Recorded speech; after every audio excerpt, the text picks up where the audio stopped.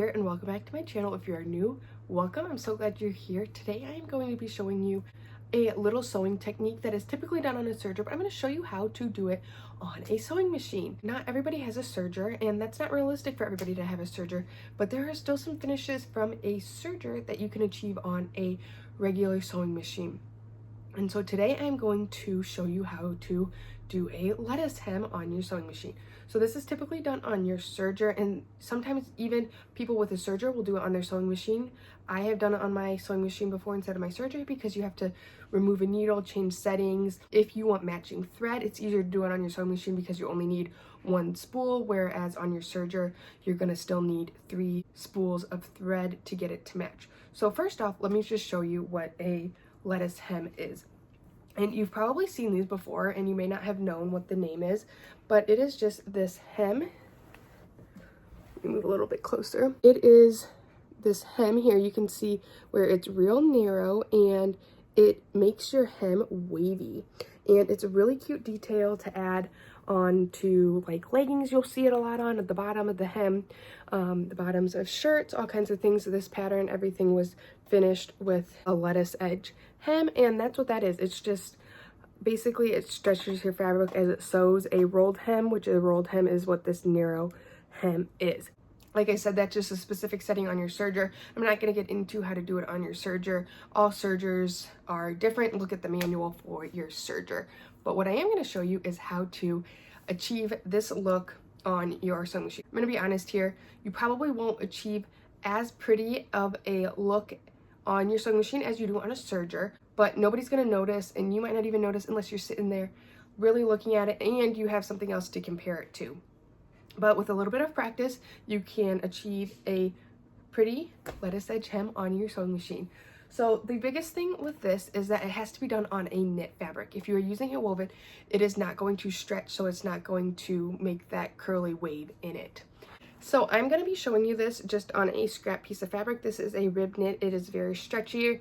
The stretchier your fabric, the more wave you can achieve in your fabric. So I'm going to bring you over to my sewing machine and show you how to set up your machine to get started. I have black thread in here just so that you guys can see it a little bit better, but the settings I'm going to show you are what I use for my machine. You might want to test it out and just kind of see how it goes and play with the settings on your machine, but in general, these are the settings you're going to want something close to these. So the first thing, the biggest thing is you need to set your machine to a zigzag stitch. That is essential to this. I like to then shorten my stitch length to about a 0.5 to 0.75, and then my stitch width, I still keep it a little bit wide. I do about a 2.5 to a 2, somewhere in there.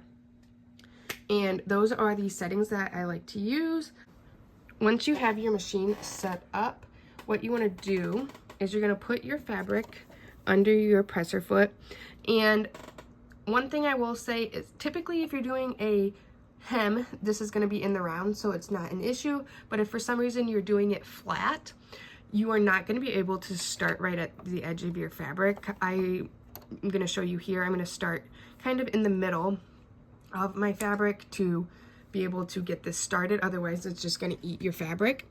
So if you are doing it flat, what I would recommend is starting kind of somewhere in the middle and working this way and then flipping it over and working back the other way, so you can get it from both ends and still having it look nice and not have your machine eat your fabric. So the first thing we're going to do is I'm going to just adjust my needle with my hand wheel and kind of find the outer edge of my zigzag stitch. And then I am going to stretch my fabric as I put my presser foot down. Now, as I mentioned, the more you stretch your fabric, the wavier it's going to be. I like the max waviness when I do my lettuce hem. So I'm going to stretch my fabric as much as I can from the front and back. So as you can see here how much I am stretching it, and I'm going to stretch from the back and the front evenly. I'm not going to fight it and pull it through because you do want this to have a very tight stitch so that it looks like that rolled hem. All right, so here you can see my fabric edge and my needle, and I'm just going to show you. I'm going to start sewing here and pulling my fabric, and you just want to make sure that the edge of your fabric stays lined up with your needle as you are stretching it, because it does have a tendency to kind of pull away as you're stretching it. So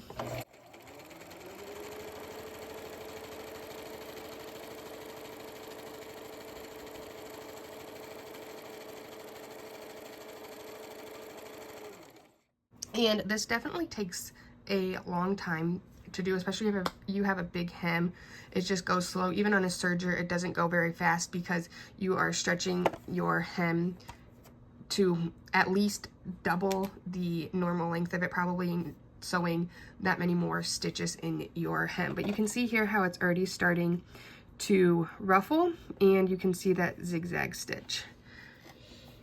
And so now I'll show you from over this direction, just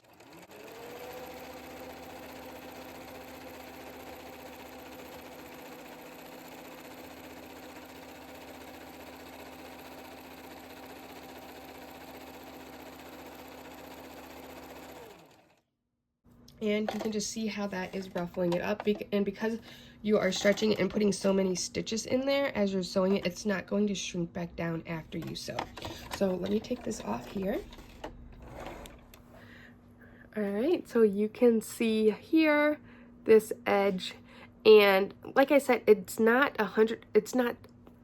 foolproof. It's not the prettiest solution, but sometimes it is the best solution because not everybody has money to buy a serger or space to have a serger. So this is a great alternative, and I do recommend, if you are doing this, to use matching thread. A lot of times on a serger, I kind of like seeing the contrasting thread on a lettuce hem, depending on what it is, but like this one, I used white on, and I think it just adds a little bit more pop to that hem. But I wouldn't use a super contrasting thread like this because it's just not quite as clean as that serged edge. But again, when you look at it from the back, nobody's gonna notice. So this is a great alternative if you do not have a serger, and I highly recommend it. But just make sure you do a couple test pieces and kind of feel out how much you want to stretch your fabric, what kind of thread you want to use, and the settings on your machine before you get started. So I hope that you give this a try and that you found this helpful to be successful making the lettuce hem on your sewing machine. And if you did, make sure you give it a thumbs up and subscribe to my channel. If you have any questions, feel free to leave a comment down below, or you can find me on Instagram. It's at Sewbex, it's SEWBEXX, and you can reach out to me there, and I would be happy to help with anything with your lettuce edge hem or any other sewing. So thanks for watching. Bye.